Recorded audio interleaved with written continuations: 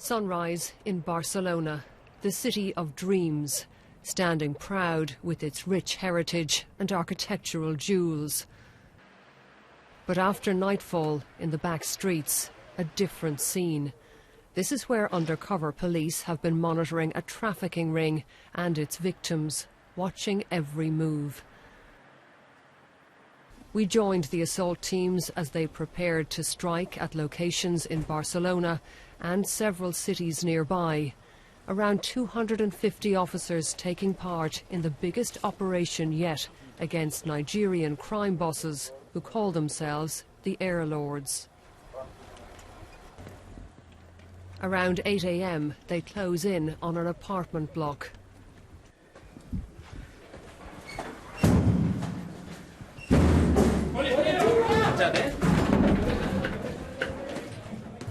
In seconds, they're inside, hunting for one of the targets on their list.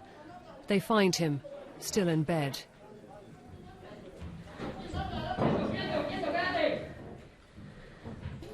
Well, the police are inside now, questioning suspects. While they were carrying out the raid here, more than 20 other buildings were being hit simultaneously. This has been a long time in the planning. The investigation into this criminal network began a 1.5 years ago. The lengthy build-up got results. Police detained the group's main leaders and gathered evidence of their lucrative slave trade. More than 80 women were freed. You are a victim. Some with young children. The gang charges its victims about £28,000 to get to Spain, then forces them into prostitution to pay off the debt. Police say those arrested are part of a sophisticated criminal enterprise that spans the globe, with representatives in cities in the Middle East, Africa, the US and the EU. The head of the anti-trafficking unit told us a key figure is based in London, bringing women into the UK on fake Nigerian passports. He says the gang is looking more and more to Britain as its gateway to Europe. One of the main new ways to enter victims is through the airports of Great Britain. It's a different system to traffic people, and it needs always forgeries, and it's more expensive, but it's more secure. And we have detected that this is growing.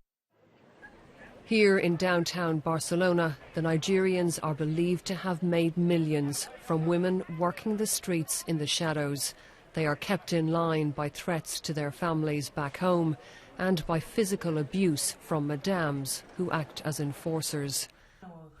We met one young woman who was trafficked from Nigeria with her 3-year-old daughter. She says she and her child were brutalized by her madame. I have scars all over my body. She hit my face and my eyes and beat me until blood came from my ears. One day, when she came for the money, I couldn't pay. She hit me on the head with a bottle. My child was hit many times. She promised to kill her. Police hope more women will be able to escape the streets here now the Nigerian traffickers have been rounded up. But they say their barbaric trade in human beings will continue elsewhere, including Britain. Orla Guerin, BBC News, Barcelona.